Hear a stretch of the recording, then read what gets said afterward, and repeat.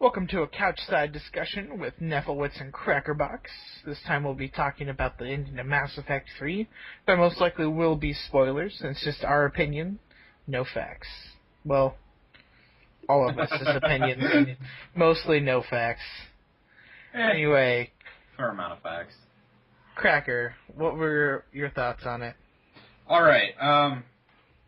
Well, since it's been several months since the end of Mass Effect 3 has gotten spoiled for everybody, and more or less everybody's on the internet's going in a rage about it, and we finally decided to pick up you finally managed to finish your game, and I watched while being about to assault the Cerberus base in mine. And, a lot of people just kind of, I feel, mindlessly complain about the ending without actually thinking about it. Because any problem that I actually have with the Mass Effect franchise doesn't come from the end of the game at all. I guess I have a few complaints here and there about, how much depth the ending actually has and how much you actually care about what happens at the end. But other than that, a lot of my problems with the Mass Effect series is how you just, and a lot of the more intelligent people that have reviewed this and talked about why their big complaints have been that they just don't care about the story or they don't care about their character. And I've heard a lot of people laugh that off and just be like, yeah, that's pretty much how we all feel about it. But it's I just don't feel that was right to do to anybody. In the first two Mass Effects, in the first Mass Effect, you're given this person you don't know absolutely anything about. You kind of... Well, you do get to choose their story kind of up to that point. Yeah, you get to choose those basic facts about their life that have next to no impact on anything ever, other than a couple lines of dialogue here and there. Yeah, I thought it was cool in number 2 to hear that your mom was still an admiral, if you chose that beginning. Huh. I didn't run across that since I don't think I've ever chosen the spacer. But in the first one, you're given pretty much your blank person. You don't really know hardly anything about him other than what you pick at the beginning, and they just hand you the keys and say, "Okay, go." So you get led through what the Mass Effect universe it is under that first writer, and it's a fun experience, especially for when it was developed and thrown at the gaming community. It was an absolutely amazing game. It was one of the first huge hits on the Xbox. So in the second one, you get introduced. Well, maybe not introduced, but you're forced to interact with this huge organization that in the first one you spend a couple side missions shooting against. And through most of the game, they're like, yeah, nothing's bad. We're not a bad company. We just do what we feel like, and we're huge, and we spend lots of money on glowy blue contacts. But, everybody that you meet in Mass Effect, in Mass Effect 2 that's a Cerberus agent isn't really all that bad of a guy. And then they pretty much, like you said a couple nights ago when we were talking about this, they pretty much just retconned that in the third one. It was just nope. And justifies the means we're bad people. Yeah, I think the quote out of the game was, "Yeah, we're just gonna surround Shepard with familiar faces and make him feel all cuddly wuddly, and we'll dupe him into thinking that we're good people." Yeah. But so in the first one and the second one, you're really figuring out who your character is, or who Shepard is, and what they're doing. And in the first one, it's pretty obvious that they pretty much make your loyalties pretty vague. You're loyal to the Alliance and the Spectres, without really giving much introduction as to your background with either of those two organizations, even though you're the first human Spectre. Okay, I can accept that. That's okay in the first game. In the second game, you've allied yourself with someone who brought you back from the dead, gave you infinite resources, and say, okay, go at this enemy that is threatening the entirety of galactic civilization, but more importantly, humanity. I mean, if you decide to take that route, because you can either choose to basically, like, yeah, all galactic life is threatened, or basically humanity first in the second game.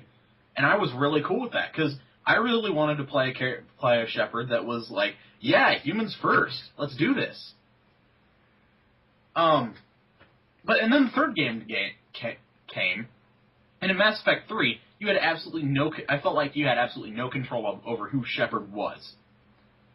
Like, things happen in the first two games, yeah, and you could choose whether basically to be kind of a good guy or you kick puppies for fun. But you didn't really have any control over, like, what your Shepard's thoughts was on galactic civilization, organizations that you've worked with, because they're just like, yeah, Cerberus is evil. Grr, Cerberus is evil. When they could have had an absolutely amazing story where you can choose your path and how you collect your resources. Granted, the resources would probably be similar for either story. Where you could either go along with Cerberus, because the entire time in Mass Effect 3 I was going, yeah, the Elusive Man's got this going. He understands what's up. I want to join this guy. And, well, while I'm basically having to make Shepard go, you're a bad man, and I don't like you. And that really frustrated me. I mean, I kind of dealt with it, because it was Mass Effect, and, I mean, the combat was pretty awesome. So that kind of was basically the only fun part of the game. But I just, after looking and seeing that, like, in the first game you had one writer, the second game you had two writers, and in the third game you didn't have the writer from the first game and just had the one writer, you could really tell where his artistic tastes lie in making everything all nitty-gritty and grimdark and whatnot in the Mass Effect universe, and it just didn't really feel right. Like, I understand the whole destruction thing, but I just kind of felt like it was just, boom, suddenly, Reapers. No build-up at all. You know, other than the last two games. other than the last two games we played, there was no build-up at all. But there was no sign of the Reapers coming for even, like, you had no idea what was even going on, or, like, what the Reapers' plans were. So, like, suddenly they just show up? Yeah, that's cool. I would have liked at least a little bit of build-up, like, you investigate a base and find out, and that's how, like, the first mission, that's how you find out that the Reapers are incoming. That'd be nice. I guess he couldn't come up with a better way to introduce Shepard back into military service. I guess not. But, yeah, like you said, my biggest... Well, no, I guess my biggest complaint isn't the endings we got, because minus the fact that they didn't really tell you what happened to your crewmates, especially what the whole gift was from Liara if you romance her, even though it's pretty obvious it's probably a baby. But they didn't show what happened to them. Minus that fact, I was okay with the ending. The whole choose 3, I didn't really like that part, but I chose the one I chose. But the problem that I have with it isn't that there was 3, it's that there wasn't more. That the path that you took in Mass Effect 2, or in Mass Effect 3, wasn't different depending on all of the crap you had done in Mass Effect 2. Like, in Mass Effect 2, your whole objective was to stop the Collectors.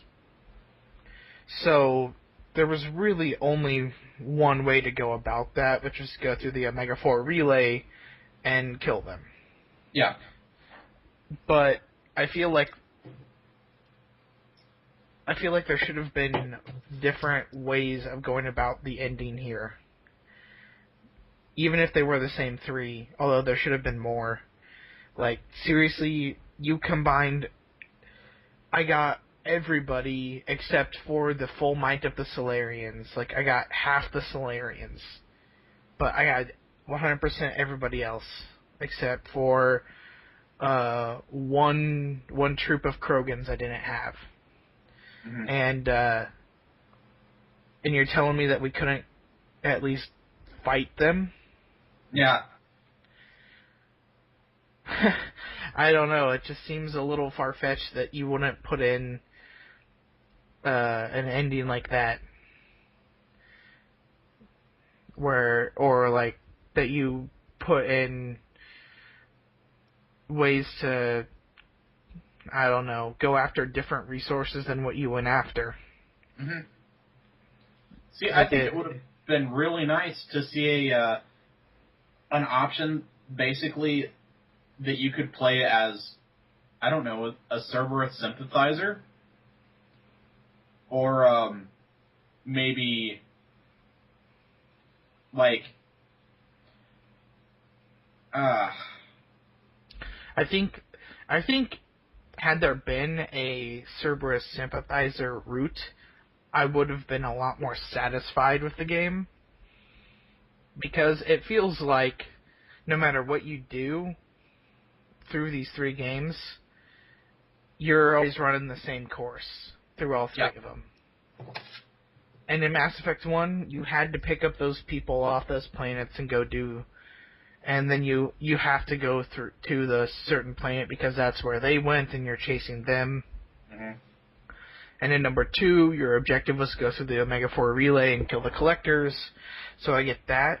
But now you have the galaxy open to us, and there's still only one real route that we can go with it. Yeah. It just doesn't seem right to me. For all of this, like, Paragon and Renegade stuff that you do as Shepard, I feel like they really confined it to this is railroading you on, okay, this is what Shepard does. This is who Shepard is. Where it's like, I proved in the last game, this is entirely not who Shepard is.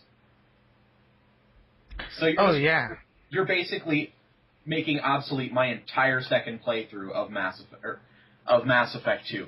Thank you. I love that.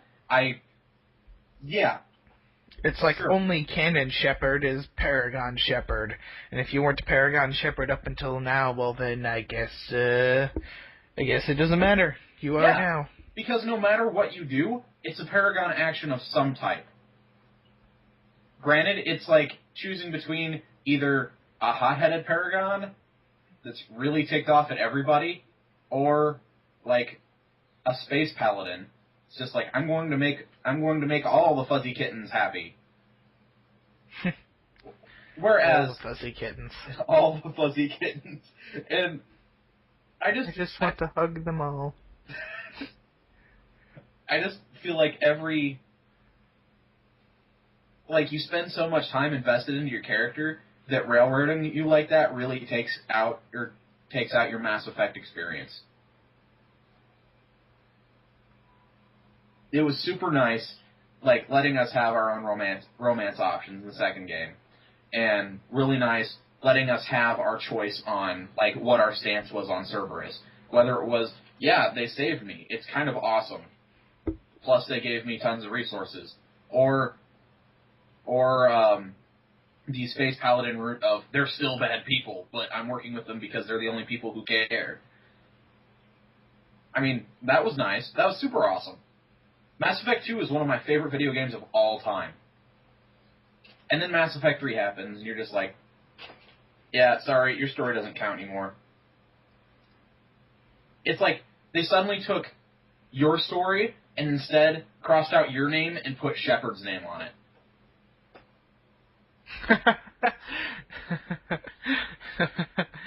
Yeah, it's pretty much like I understand why they never called Shepard by your first name, because you get to put in, like, because you really can't do that with the names that people, like, the variety of names you can put in there. Yeah. It's because it's not feasible. But it feels like in the third one, they may as well have just not even given me a first name. Like, they should have just attached a class and playthrough number to before Shepard. Yeah. Because that's all you care about is the gameplay. It's like, yeah, it's fun fighting stuff. That's about it. Yeah, pretty much. It's if I had it for the PC, I would still be playing it for the multiplayer because that looked really nice. Oh yeah. But and I enjoy the missions. I enjoy killing people in it, but I don't actually enjoy. Like, I don't feel like playing it because I don't feel like progression. Like, all of the time between killing in that game is just wasted crap to me. Yeah. I mean, granted, there are some cool story arcs. Like, I really like the last missions where you're defending those missile tanks. Like, maybe not necessarily that particular part of the mission, but, like, the way it was set up where you had the Reaper that you had to get past and how you had to kill it, and I thought that was pretty well set up. But with that also comes with, what's the setting you're in? You're in a constant combat setting there, where you're not making any decisions about who you are. And that's kind of been where I've enjoyed my entire Mass Effect experience, is developing who I am. Yeah, pretty much.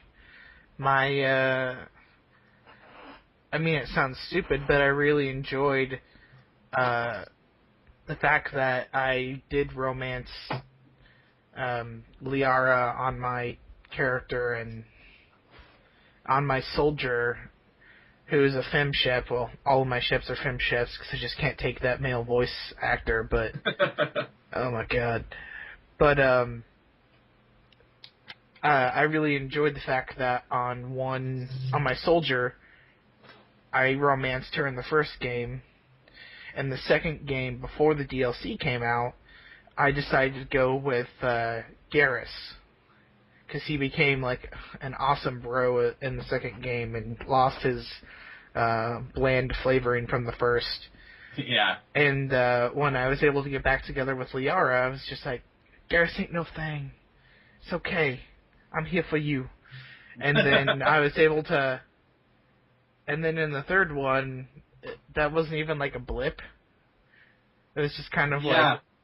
It was the same stupid romance crap for everybody that chose to romance Liara. And it was like, not even gonna, mention the fact that I got together with Garrus for a little while instead? No? Yeah, I remember when they were coming out with, like, little sneak peeks at Mass Effect, and they were basically showing the demos to all the magazines and everything, and they were bragging about, like, yeah, in Mass Effect 3, your romance options from Mass Effect 2 and Mass Effect 1 are really going to impact events and make surprising things happen. And we're just kind of sitting around looking at each other and it's like, I'm sorry. When did these surprising things and events happen? Yeah, like, I barely even care about, like, in the Mass Effect 1 and 2, it was kind of painstaking on how much time I spent trying to figure out when can I take the next step in the romance plot. Because, like, after every mission, you go down, talk to, well, in my case, I didn't have anybody in my first playthrough with my main character, and then in my second playthrough, I romanced Miranda, because Ashley was just entirely way too bland in the first game. And, like, it was nice because of how much time and effort that I put into it. And then in the third game, when everything's like, okay, guys, time to put on our service face, it's like, I see Miranda, like, I actually get to meet up with her twice, talk to her a little bit, be like, yeah, baby, we're still together. And then, like, it gives me the option to hit that. And then she ends up being a plot device for one of the future missions. And that's it. That is the most that it even matters. And it doesn't. Like, I don't even care. I was kind of, when I got the option to get back together with Miranda, I was like, yeah, this is nice. And then I didn't care about it for the rest of ever. Correct me if I'm wrong, but having done that mission where she's a plot device, none of the dialogue was changed at all, was it? I'm not finished with that mission technically. Oh, okay. Never mind then. Wait. Yeah, I'm not done with that mission because I specifically remember when watching you play through it when there's like 3 brutes and a banshee are all in the same room at the end. I haven't gotten to that point yet. It's called being a soldier with incendiary ammo. Well, it's more of I just don't give a crap because the tech class is horrible to play for me. I just hate it. Fair enough. Playstyle differences. But, trying something different does not equal trying something good. not always. Rarely, actually.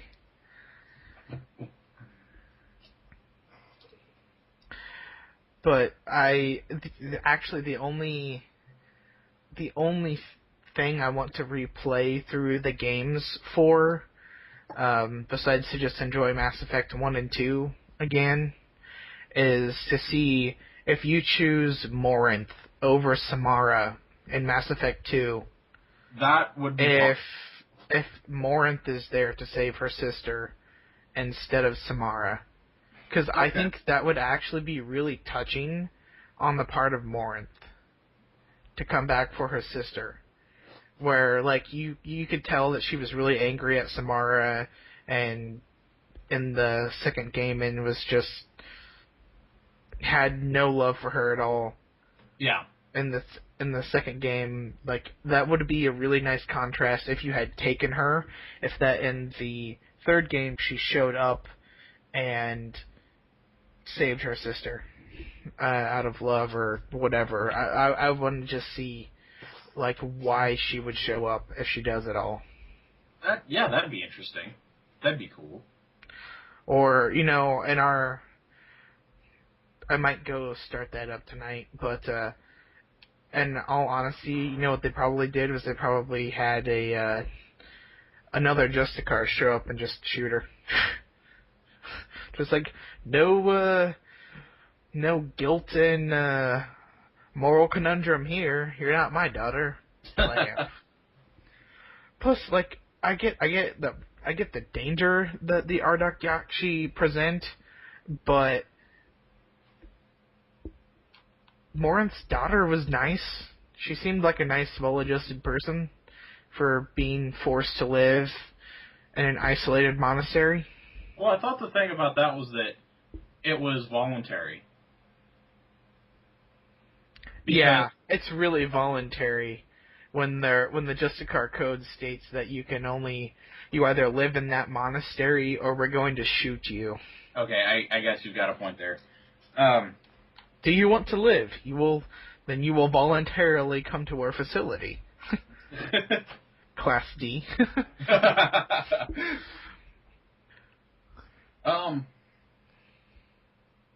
Yeah, I guess the ending where a lot of people have the problems with is they're just like, yeah, it's just copy paste of one another. I can accept that if the storyline's good. But even then, they could have put a whole lot more thought into that. It's just really disappointing.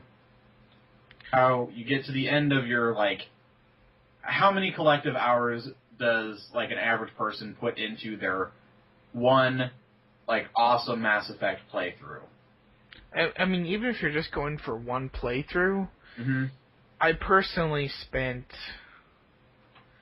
God, I don't know how long, probably around 28 to 30 hours on the first game, around 24 to 28 on the second, and this third one I put about 25 into.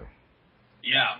I mean, you put in upwards of 75 to 100 hours of gameplay right there just to get this little invisible kid to tell you, yeah, these are your 3 options. You can either be a xenophobe or You can be like the elusive man and be all cool, or you can just please everybody and, organic synthesis. Which, did what? Through some... that doesn't even make sense, like, what it did. Like, what did it do? Just throw out, like, a magic beam that applied some holographic circuitry to the outside of everybody's skin? Actually, Because that's what it looked like. Which, in my opinion, is a failing on the team that did the cinematic for it, because it didn't really look like it was changed much. I agree with you completely there, but what I guess that it did is, like, everybody is now, like, everything ever is now technically synthetic. Partially synthetic, partially whatever. Like, I don't even organic understand. Synthetic. The thing I don't understand, though, is the Star Child says that the whole point of the Reapers and all of this is because if you are organic and you create an AI or a synthetic-based race, they will 100% always turn on you. And yet we got the Geth to work together and even help and enhance, or at least I did, the Quarians. Mm-hmm. And you're telling me 100% always comes around and kills their creators? Yeah, I'm not believing you at all there. Yeah, there's just entirely way too many holes in that particular game. The writing was really shoddy. The writing itself was really shoddy from an overall standpoint, and the philosophy they used for the writing was just retarded. Yes, it was. Like, I'm not saying that we have to have a, like, philosophy major come in and write this, but if you're going to do some, like, heavy-handed sci-fi philosophy writing, don't do the same crap we've rehashed for the last, 40, 50 years. I mean, I'm pretty sure we got this whole argument out of the way with iRobot. Yeah, pretty much.